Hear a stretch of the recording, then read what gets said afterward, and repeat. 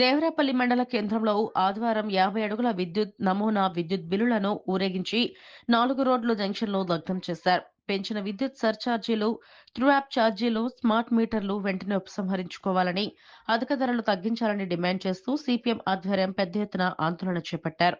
అనంతరం సిపిఎం జిల్లా కార్యదర్శి వర్గ సభ్యులు డి వెంకన్న, మండల కార్యదర్శి వీటి దొర మాట్లాడారు.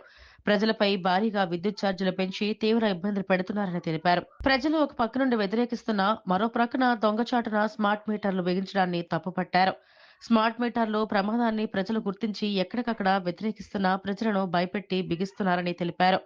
ఎన్నికల ముందు స్మార్ట్ మీటర్లు బిగిస్తే పగలగొట్టారని నారా లోకేష్ పిలుపునిచ్చారని తెలిపారు. ఇప్పుడు కూటమి ప్రభుత్వం అధికారంలోకి రాగానే శరవేగంగా స్మార్ట్ మీటర్ల బిగింపుకు పూనుకుందని తెలిపారు. డబ్బులుంటేనే ఇక ఇంట్లో లైట్లు వెలుగుతాయని తెలిపారు. రీఛార్జ్ చేయకపోతే చీకట్లోనే మగ్గిపోవాల్సి ఉంటుందని తెలిపారు. రాష్ట్రంలో మొదటి స్మార్ట్ మీటర్ను తూర్పు ప్రాంత విద్యుత్ పంపిణీ సంస్థ విశాఖ ప్రజా ఆరోగ్య శాఖ ఎగ్జిక్యూటివ్ ఇంజనీర్ కార్యాలయంలో ఏర్పాటు చేసిందని తెలిపారు. ఇప్పుడు అన్ని గ్రామాలను బిగిస్తున్నారని వారు ఆగ్రహం వ్యక్తం చేశారు. ముందు వ్యవసాయ పంపుకు సెట్లకు మాత్రమే మీటర్లు బిగిస్తామని ప్రకటించారని తెలిపారు. ఇప్పుడు ఇళ్లకు కూడా బిగింపునకు పూనుకుందని తెలిపారు. ఈ స్మార్ట్ మీటర్లు తొలుత ప్రభుత్వ కార్యాలయాల్లో ఏర్పాటు చేసి ఆ తర్వాత గృహాలకు ఏర్పాటు పూనుకుంటున్నారని తెలిపారు. రెండో ప్రక్క నుండి 11,850 కోట్ల విద్యుత్ ఛార్జీల పెంపుకు పూనుకుందని తెలిపారు. విద్యుత్ ఛార్జీలు ఏదైతే ఉన్నాయో అట్లా పూర్తిగా రద్దు చేయాలని చెప్పేసి అనకాపల్లి జిల్లాలోని దేవరాపల్లి మండలంలోనే పెద్ద ఎత్తున బిల్లు అటువంటి తయారు చేసి సిపిఎం పార్టీ ఆధ్వర్యంలోనే నిరసన చేసి బిల్లుని దగ్ధం చేయడం జరిగింది. ప్రధానంగా చూసినప్పుడు రాష్ట్ర ప్రభుత్వం అధికారంలోకి వచ్చినప్పుడు స్మార్ట్ మీటర్లు ఎక్కడైనా బిగిస్తే దాన్ని పగలగొట్టండి అని చెప్పేసి నారా లోకేష్ పాదయాత్రలో చెప్పడం జరిగింది. కానీ స్మార్ట్ మీటర్లు ఎక్కడికక్కడ బిగించి ఈరోజు సీదా సామాన్యమైనటువంటి మధ్యతరగతి ప్రజలు తీవ్ర ఇబ్బందులు పడినటువంటి పరిస్థితి ఈరోజు కనిపిస్తూ ఉంది. దీంతో పాటు 11,850 కోట్ల రూపాయలు విద్యుత్ ఛార్జీలు పెంచారు.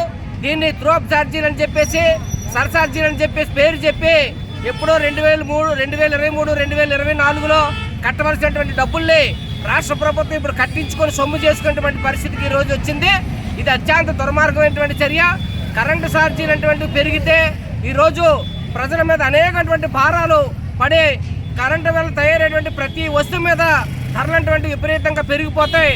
అందుకని కరెంటు ఛార్జీలు పూర్తిగా రద్దు చేయాలి, స్మార్ట్ మీటర్లు వెనక్కి తీసుకోవాలని చెప్పేసి డిమాండ్ చేస్తా ఉన్నాం.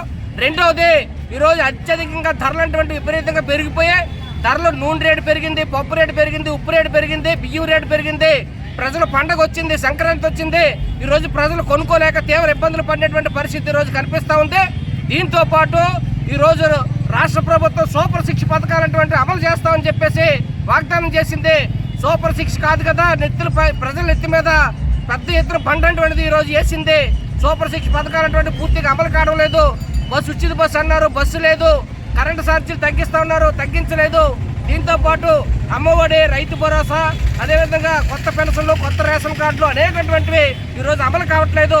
ప్రజల ఆఫీసుల చుట్టూ కాళ్ళు ఎరిగేటి తిరుగుతూ ఉన్నారు తప్ప ప్రభుత్వం పట్టించుకునే పరిస్థితి లేదు. ఎట్లే అధిక ధరలు ప్రభుత్వం ఇస్తున్నటువంటి సూపర్ 6 పథకాలని ఖచ్చితంగా అమలు చేయాలని చెప్పేసి, దీంతో పాటు పెంచినటువంటి విద్యుత్ ఛార్జీలు ఏదైతే ఉన్నాయో అట్లా పూర్తిగా తగ్గించాలని చెప్పేసి డిమాండ్ చేస్తా ఉన్నాం. మొత్తం ఎలక్ట్రిసిటీ బోర్డుని ఈరోజు అదానీ కంపెనీకి ఈ ప్రభుత్వం అప్పచెప్పేసింది. మొత్తం ఎలక్ట్రిసిటీ ఛార్జీలు విపరీతంగా పెరిగిపోతూ ఉన్నాయి. కాబట్టి ఎంట్లా విద్యుత్ ఛార్జీలు తగ్గించకపోతే పెద్ద ఎత్తున ఉద్యమం చేపడతాం. రేపు భోగి సందర్భంగా ప్రతి భోగి పంటల్లోనే విద్యుత్ బిల్లులు వేసి ప్రజలందరూ కూడా తగలయ్యారని చెప్పేసి ప్రభుత్వాన్ని